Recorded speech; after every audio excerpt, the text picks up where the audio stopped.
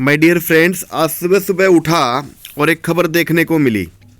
हिंदी खबर 24 कहता क्या है, और मैंने ये वीडियो क्यों बनाई, क्योंकि यार मैं बड़ा ही बिल्कुल इम्प्रेस हुआ और मेरे को काफ़ी हद तक बहुत ठीक भी लगा ये चीज़, क्योंकि हालांकि खबर इन्होंने दी है और बिल्कुल इन्होंने मेरा ध्यान इसकी तरफ ज़रूर आकर्षित कर दिया, जो कि स्पष्ट रूप से ये बात कह रहे हैं कि स्टील सेक्टर 5 स्टॉक जो अगले साल 2025 तक करोड़पति बना सकते हैं।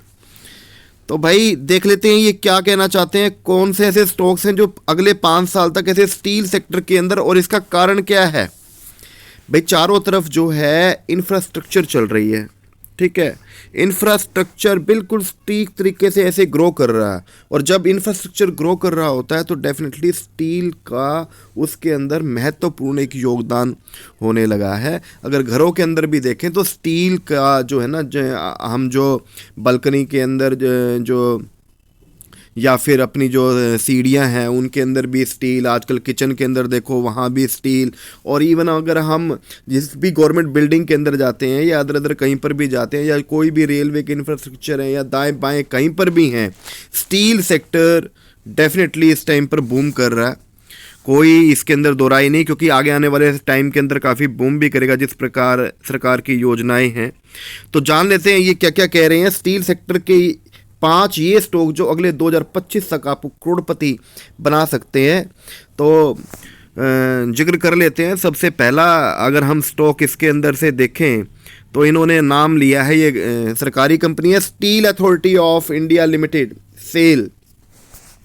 सेल की अगर मैं बात करूं तो 1973 के अंदर ये कंपनी बनी थी और 34,097 करोड़ का इसका मार्केट कैप है। डेफिनेट सी बात है, कंपनी के ऊपर कर्ज है, इसमें कोई दो राय नहीं है। कर्ज है 17,284.10 करोड़ का, लेकिन कोई ऐसी बात नहीं, 65% जो है प्रमोटर की होल्डिंग है और 82.40 के ऊपर ट्रेड कर रहा है। और अगर यदि मैं बात करूं कि 52 वीक लो की, तो 63.60 का बनाया और 52 वीक हाइक 130.30 है। हालांकि 140-42 रुपये, 127-28 रुपये के करीब राकेश झुनझुनवाला जी ने भी ये शेयर खरीदा था, लेकिन बाद में उन्होंने उसको सेल, ये 142 रुपये तक उस समय पर गया था और फिर जो है उन्होंने इसको सेल भी कर दिया था। स्टील अथॉरिटी इंडिया लिमिटेड के शेयर्स उन्होंने सेल कर दिए थे, और उसके बाद में ये शेयर जो है लगभग 63.60 यानी कि डाउनफॉल के अंदर आया था अपने रिजल्ट्स के कारण, लेकिन अब फिर वापस ये बूम दे रहा है, क्योंकि जैसे जैसे ऑर्डर मिलते हैं उसी प्रकार से ये इसका होता भी है। और इसका जो पहला टारगेट है वो लगभग 75 रुपीज़, तो यार अब तो ये हो गया, और 85 रुपीज़ का पहला टारगेट, लेकिन 2023 के अंदर देखते हैं ये टारगेट तो अचीव ही हो चुके हैं। 2023 के अंदर शेयर का पहला जो टारगेट है वो 92 रुपीज़ का और दूसरा टारगेट 105 रुपये का। इसी प्रकार सेल का 2025 का जो टारगेट है वो लगभग 158 रुपये का बताया जा रहा है। यानी कि आप इसमें देखिए, मैं इक्विटी के अंदर आप जो है कुछ क्वांटिटीज खरीद करके और फिर उसको cell purchase up and downs के अंदर, इसके अंदर जो है जैसे भी, क्योंकि आपको पता है मार्केट यूं चलती है, इस लेवल पे आप खरीदिए, इस लेवल के ऊपर सेल आउट कर दीजिए, फिर इस लेवल पे खरीदिए, फिर इस लेवल के ऊपर, फिर इस लेवल पे खरीदिए, लाइक दैट। ऐसे करके आप जो है इसमें एक अच्छी पूंजी बना सकते हो 2025 तक। थोड़ा सा हम और आगे चलते हैं। JSW स्टील लिमिटेड, ठीक है, JSW स्टील लिमिटेड, डेफिनेट सी बात है JSW ने हालांकि रिजल्ट कोई खास तो नहीं रहा था, लेकिन प्रमोटर की होल्डिंग यहाँ पर 45.02% है और NSE के ऊपर अभी जो है 682 रुपये पर ट्रेड कर रहा है। और अगर मैं बात करूं तो ये निजी क्षेत्र के अंदर दूसरी सबसे बड़ी स्टील मैन्युफैक्चरिंग करने वाली कंपनी, क्योंकि पहली कंपनी तो definite no doubt Tata Steel ही है। तो पिछले अगर मैं एक साल में 2% के रिजल्ट दिए हैं, 6 महीने में 6.46, 52 वीक के अंदर हाइक लगाया 790 रुपये का, और 52 वीक लो लगाया 520 रुपये का इसने। JSW स्टील डेफिनेटली ये भी एक शानदार कंपनी है और अपने सेक्टर के अंदर मार्केट की दूसरी सेक्टर लीडर है। और अभी मेटल के प्राइसेस में डेफिनेटली कुछ ना कुछ डाउनफॉल आया हुआ है, परंतु ये अवश्य ही है कि अगले 4 से 5 सालों के अंदर जो लॉन्ग पीरियड का अपना हिसाब किताब बना करके चलता है उसे कोई परेशानी नहीं है, वो एक अच्छी वेल्थ इसके अंदर क्रिएट कर सकता है अपने हिसाब से। इसके टारगेट भी जान लेते हैं, तो हम सीधा 2023 के ऊपर चलेंगे। अब यहाँ पर पहला टारगेट बता रहे हैं 750 रुपये का और 780 रुपये तक का, और 2025 में जो इसके टारगेट आने वाले हैं वो टारगेट हैं इसके 840 रुपये तक के। ठीक है, और थोड़ा सा और आगे चलते हैं। टाटा स्टील की अगर मैं बात कर लेता हूँ तो टाटा स्टील की जो स्थापना वो तो सबको पता है, जमशेदपुर पूरा नगर ही उनके नाम से है ये। और इसके अगर मैं मार्केट कैप की बात करूँ तो 1,27,367 करोड़ की है। कर्ज 32,275 करोड़ रुपए रह गया है, क्योंकि काफ़ी सारा कर्ज इन्होंने जो है, आधे से भी ज़्यादा कर्ज जो है इन्होंने जो है ना वो ख़त्म कर दिया है, क्योंकि एकदम से स्टील की प्राइसेस काफ़ी ज़्यादा इंक्रीज हुए थे जिससे उनको फ़ायदा हुआ था। और काफ़ी भारी भरकम देखो अभी टाटा स्टील ने जो है स्प्लिट भी दिया है, जिसके पास में 1 शेयर था उसको 10 शेयर टाटा स्टील ने दिया। और अभी बिग मेगा मर्जर भी हो रहा है, 7 कंपनीज जो कि एक होकर के 4 लिस्टेड कंपनीज और 4 जो हैं वो लिस्टेड कंपनीज हैं, और इसके अलावा 3 कंपनीज ऐसी हैं जो लिस्ट नहीं है, वो भी इसके अंदर शामिल होने जा रही हैं। और पिछले 1 साल के अंदर सिर्फ 19.82% का इसने जो है ना इंक्रीमेंट दिया है। पिछले 6 महीने के अंदर 17.36 का, हालांकि 140-42 रुपये के ऊपर ट्रेड कर रहा था ये शेयर, और वहाँ से ट्रेड करता इस 1 साल के दौरान अभी 52 वीक हाइक 138.67, 1 साल तो हो गया लगभग इसको, और 82.70 रुपये पर आया था। अभी हाल फिलहाल 105 रुपये के ऊपर ट्रेड कर रहा है, 105, 104, 106 इस तरह से ट्रेड कर रहा है।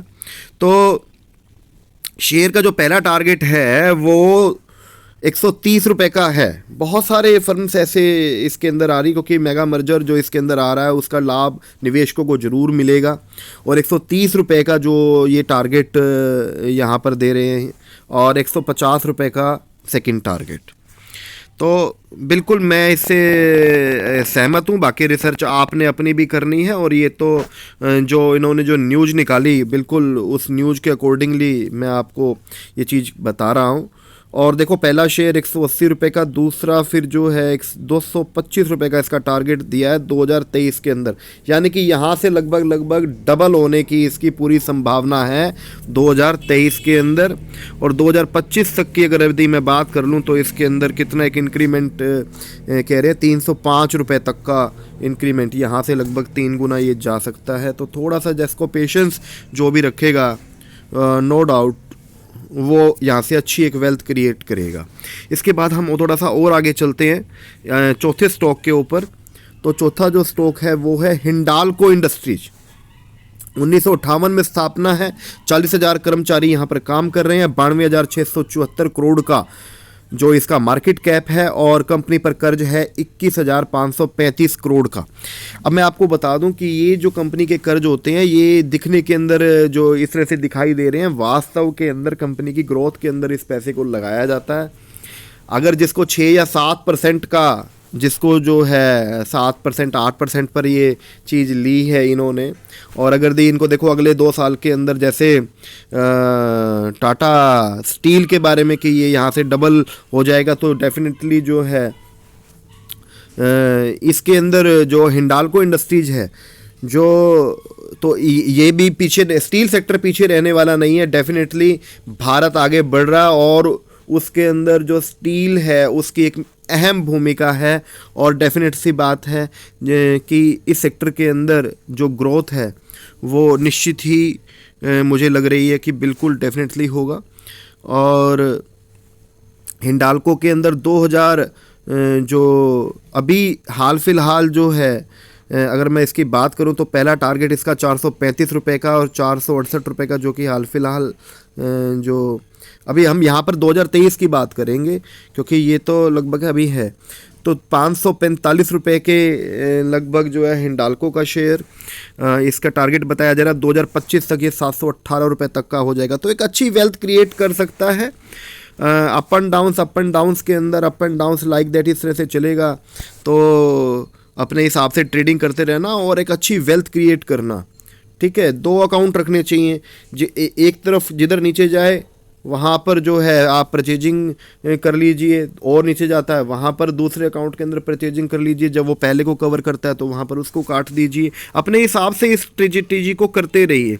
ठीक है, लिंक मैं डिस्क्रिप्शन में डाल दूंगा ग्रो का, तो आप वहाँ से, जो इस चैनल पर पहली बार आए हैं सब्सक्राइब जरूर कर लेना और बेल आइकन को भी दबा देना और एक लाइक ज़रूर दे दिया करो, इससे हमारे को काफ़ी ज़्यादा जो है ना पोटेंशियल मिलता है। तो नेक्स्ट जो मैं स्टॉक बताऊंगा, Jindal steel and power limited, Hisar के अंदर ये कंपनी है और यहाँ पर जो हिसार के आसपास जितना भी एरिया है पूरे हरियाणा का, वो जिंदल स्टील और जो आसपास की स्टेट है, जिंदल स्टील अपने आप में एक माना हुआ एक हस्ती है। और मैं आपको ये बता दूं कि जिंदल स्टील की जो डिमांड है इस एरिया के अंदर वो इतनी गजब की है जिसकी कोई हद ही नहीं है, क्योंकि इवन चेयर्स भी बनानी हो या कुछ भी बनानी हो तो दुकानदार एक ही बात कहता है, भाई जिंदल स्टील लगा हुआ है इसके अंदर। तो यानी कि जिंदल स्टील अपने नाम से ही जाना जाता है और अभी हाल फिलहाल 469 रुपये पर ट्रेड कर रहा है।